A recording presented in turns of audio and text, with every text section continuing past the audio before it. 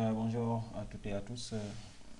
Nous allons aujourd'hui vous parler de la virtualisation, plus précisément de la virtualisation de systèmes. Il se pourrait que dans d'autres vidéos, nous parlerons de la notion de virtualisation d'applications. Donc, ce que c'est au sommaire de cette partie, nous allons dans un premier temps vous parler de la notion de virtualisation, faire une brève présentation de ce qu'est la virtualisation. Ensuite, dans la deuxième partie, nous allons essayer de télécharger et installer les outils dont nous aurons besoin. Dans la troisième partie, nous allons créer une nouvelle machine virtuelle. Et enfin, dans la quatrième partie, nous allons faire l'installation d'un système, à savoir ici le système Windows, dans notre machine virtuelle. C'est quoi la virtualisation? En informatique, la virtualisation consiste à exécuter une machine sur une machine hôte. Supposons que vous avez une machine PC qui contient Windows. Vous aimeriez faire un test ou bien une application sur un système qui est Linux et vous n'aimeriez pas avoir les deux en même temps. Qu'est-ce que vous allez faire? Vous allez créer une machine virtuelle dans votre système Windows et à l'intérieur, vous y mettez votre Linux. Ou bien, quelqu'un veut faire du Xcode, du développement en iOS. Il n'a pas de Mac. Qu'est-ce qu'il va faire? Il va virtualiser un système Mac dans son PC. Donc, la virtualisation est utilisée pour deux cas précis.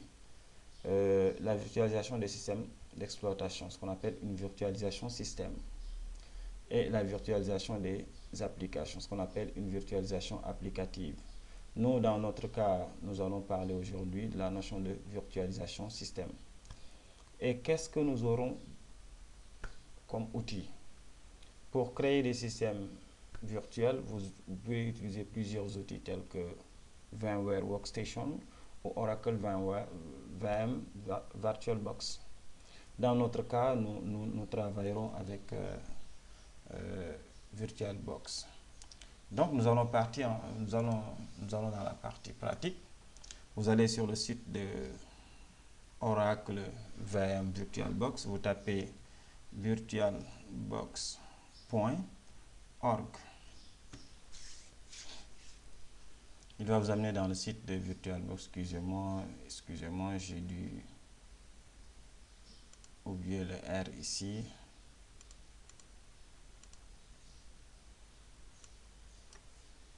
Virtualbox.org.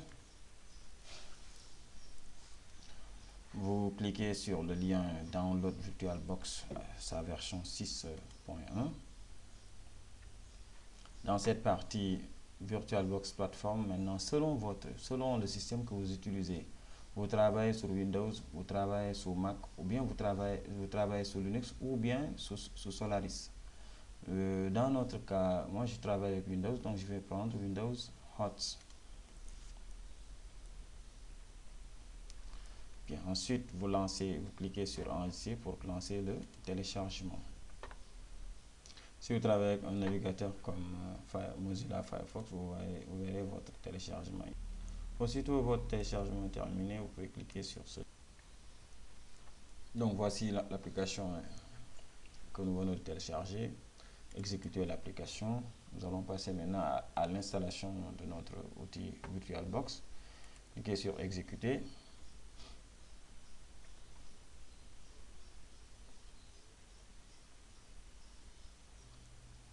Ensuite, suivant. Bon, vous pouvez, si vous voulez, vous pouvez changer le dossier d'installation de votre VirtualBox. Sinon, gardez cet emplacement, cliquez sur Suivant. Il vous propose de créer un raccourci sur le menu Démarrer, créer un raccourci sur le bureau, dans la zone dans la barre de lancement rapide. Barre de lancement rapide, c'est une partie qui est souvent ici. Bien, gardons ça et cliquons sur Suivant. Installer. Suite, oui. Dans quelques instants, vous verrez votre système bien installé. Bon, votre installation est terminée maintenant. Vous voyez qu'il a coché démarrer VirtualBox 6.1.8 après l'installation. Gardez cette case et cliquez sur terminer.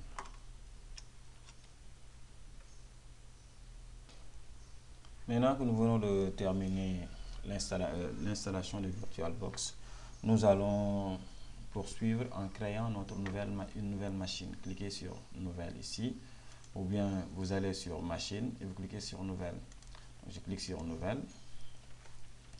Bien, je donne un nom à la machine que je vais créer. Je vais l'appeler Bureau. Ou bien c'est une machine pour faire du codage. Je vais l'appeler juste Codeur 221. Bien. Et sur cette ligne, vous pouvez choisir dans quelle partie il va sauvegarder votre nouvelle machine. Là, vous voyez que c'est des machines que j'ai eu à créer. Bon, comme aussi, vous pouvez laisser comme tel, il va créer lui-même le dossier. Et ici, la troisième ligne, vous sélectionnez quel type de cette machine que vous allez créer, vous allez y installer quel type de système. Bien, je vais prendre juste Windows. Et sur la dernière ligne maintenant, la quatrième, je vais choisir quelle version de Windows je vais y mettre. Donc pour notre cas, je vais mettre la version 8.1 bits. Vous trouverez dans la partie description un lien si vous voulez télécharger Windows 8.1 bits que je vais partager avec vous. Donc ici, je disais tout à l'heure que quelqu'un pouvait changer, mais c'est bon. Cliquez ensuite sur Suivant. Dans cette fenêtre, nous allons essayer de définir la mémoire RAM de notre nouvelle machine. Et vous voyez, la machine dont je dispose a comme RAM 6144 mégabits. Donc, ce qui est recommandé, c'est toujours de définir une mémoire RAM inférieure à la moitié de votre RAM. Donc, je ne peux pas avoir ici 6 et je demande à définir 6 pour ma machine virtuelle. Non. Donc, je vais juste m'arrêter à 3 quelque chose, 356 mégabits. Et je clique sur Suivant. Ensuite, créer votre disque dur. Créer un disque dur virtuel maintenant. Ou bien, si vous voulez aussi, vous pouvez utiliser un disque dur que vous aviez déjà créé. Je pouvais cliquer ici et prendre ce disque dur que j'avais déjà créé de 500 gigaoctets. Donc moi, avec ma nouvelle machine, je vais créer un nouveau disque dur. Cliquez sur Créer. Choisir le type de disque, le type de fichier de disque dur. Vous allez garder l'option VirtualBox Disk Image. Suivant. Cette partie, elle est capitale, surtout pour les novices. Gardez toujours dynamiquement alloué. Qu'est-ce à dire? Si vous dites dynamiquement alloué, une fois vous définissez votre nouvelle machine à 10 Go, un bon jour, ces 10 Go ne sont plus suffisants pour votre machine. Cette machine, on peut augmenter son disque, on peut l'étendre parce que vous aviez dit dynamiquement. Tandis que si vous mettez la taille à fixe, vous ne pourrez pas faire cette opération. Donc, mettez dynamiquement alloué et tout est bien fait. Suivant. Maintenant, ce disque dur que vous allez créer et que vous avez dit que ça va être dynamiquement alloué, il faut lui donner une taille initiale. Bon, je vais prendre un disque très grand, je vais mettre 500 quelques gigas. Vous cliquez sur Créer et votre machine est maintenant créée. Vous voyez ici notre nouvelle machine, Codeur 221. Maintenant, avant d'installer notre système, je vous ai dit tout à l'heure que nous allons installer un système Windows 8.1 64 bits. Avant d'installer notre système, nous allons d'abord le configurer. Pour la configuration, vous faites clic droit configuration, ou bien vous sélectionnez votre machine et vous cliquez sur configuration. Bien, dans cette partie, vous voyez le nom de votre machine, le type et la version. Vous allez sur système, décochez dans la partie carte mère, ordre d'amorçage, vous décochez la disquette. Et je vais la faire descendre aussi. Ça, c'est la mémoire vive. Au niveau des processeurs, bon, nous allons prendre deux processeurs, puisque moi, au total, j'ai 4 processeurs. Vous allez ensuite sur la ligne affichage, définissez l'affichage mémoire vidéo à 128. Okay. Après cela, vous allez sur stockage. Ok, c'est dans cette partie maintenant que vous allez lier le système que vous allez installer. C'est dans cette partie que vous allez lier à votre ordinateur, à votre nouvelle machine. Vous sélectionnez la ligne qui est vide ici. C'est l'unité d'amorçage. Vous sélectionnez, ça c'est votre disque dur. Vous voyez, en virtuel, c'est un disque de 500 Go, 501,88 gigaoctets, mais en taille réelle que ce disque occupe dans votre machine, c'est 3 MB. Donc pour sélectionner vide, vous cliquez sur ce bouton lecteur optique, vous cliquez et vous allez choisir votre système. Bon, le système, je l'ai ici, Windows 8.1. Je sélectionne le système et je clique sur ouvrir. Et il va l'attacher. Vous voyez, le système est bien attaché. Vous validez sur OK. Maintenant, nous allons démarrer l'installation. Nous avons créé la nouvelle machine. Ensuite, nous avons configuré notre nouvelle machine. Quelle est la dernière chose à faire? C'est de démarrer l'installation. Cliquez sur démarrer.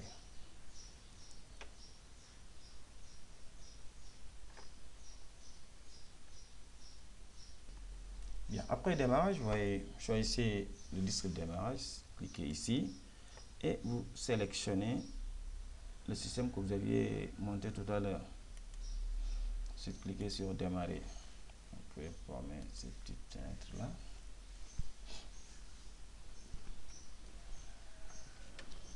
Et de grâce, un petit conseil quand vous installez un système en virtuel, surtout quand vous travaillez avec Windows, même avec Linux, si vous voulez que cela puisse être plus rapide, arrêtez, déconnectez votre connexion, votre Wi-Fi, votre réseau filaire, déconnectez ça le temps que vous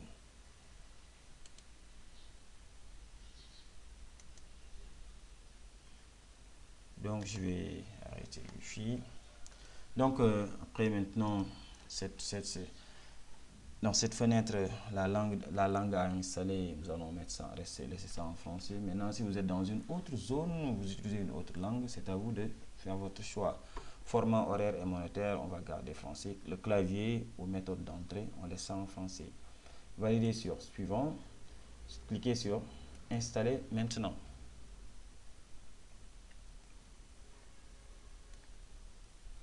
Démarrage du programme d'installation.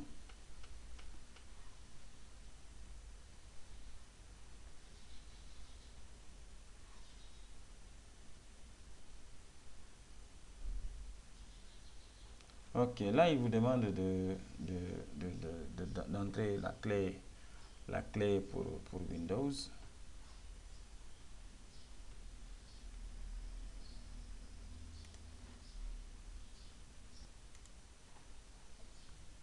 Donc pour la clé, pour certaines versions de Windows, il peut vous demander la clé et le bouton suivant est activé. Mais pour cette version de Windows, vous devez impérativement saisir la clé de produit.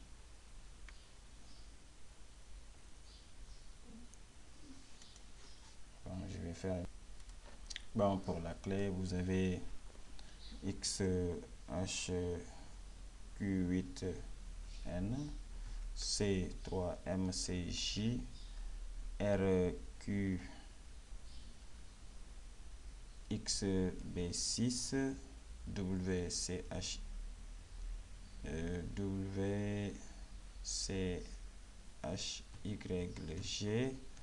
et enfin C9 WKB.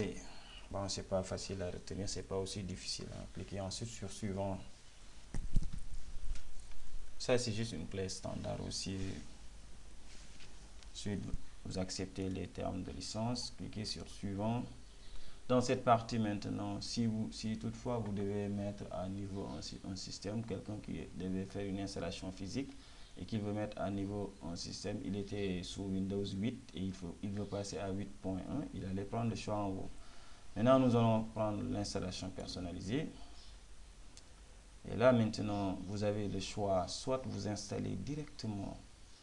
Maintenant, la suite de cette vidéo sera une autre vidéo qui nous parlera de la notion d'installer deux systèmes en dual boot sur cette même machine Coder 221 que nous avons créé ici. Nous voulons y faire tourner un Windows et un système Linux avec la distribution Ubuntu. Donc ce que nous allons faire, c'est d'abord de partitionner notre disque. On sélectionne l'espace lecteur 0, espace non alloué. Vous définissez, je vais définir 313 pour mon premier disque. OK. Et ce qui reste, je vais en faire un autre disque. J'applique. Donc pour installer, je sélectionne la première partition et je clique sur suivant. Hop, c'est parti maintenant.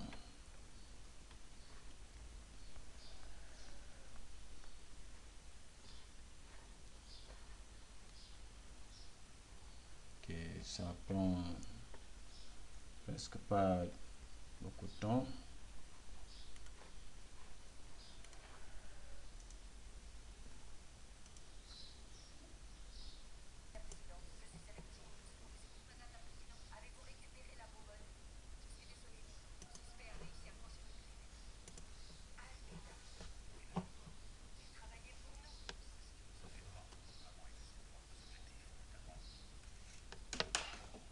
Maintenant,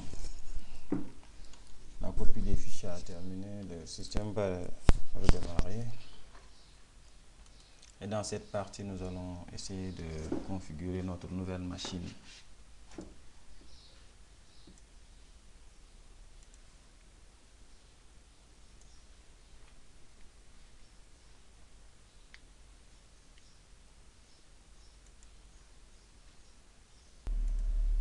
Maintenant, là, donnons un nom à notre machine. Je l'appelle par exemple PC, comme l'exemple que vous avez ici en clair, PC Salon. Je peux l'appeler PC Labo. Ensuite, vous cliquez sur Suivant. Ça se trouve en bas.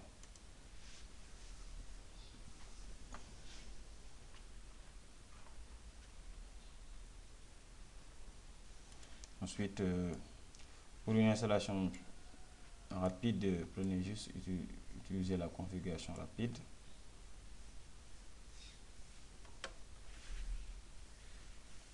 Là, il essaie de se connecter à Internet.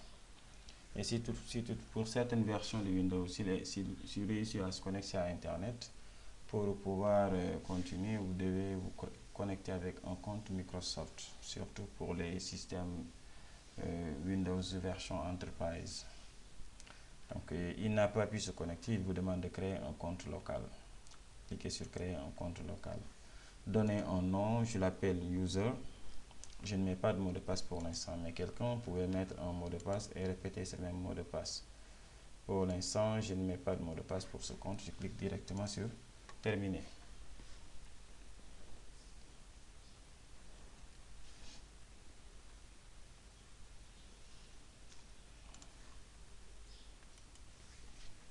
Maintenant, tout compte fait, nous venons de terminer l'installation. Nous sommes là à notre bureau. Vous avez ici votre système. Vous pouvez accéder à votre ordinateur comme si vous l'aviez installé normalement en physique.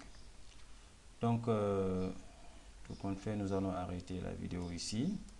Et je vous donne rendez-vous dans une prochaine vidéo où nous allons, dans cette machine où nous avons installé notre Windows, nous allons essayer d'installer un Linux à côté.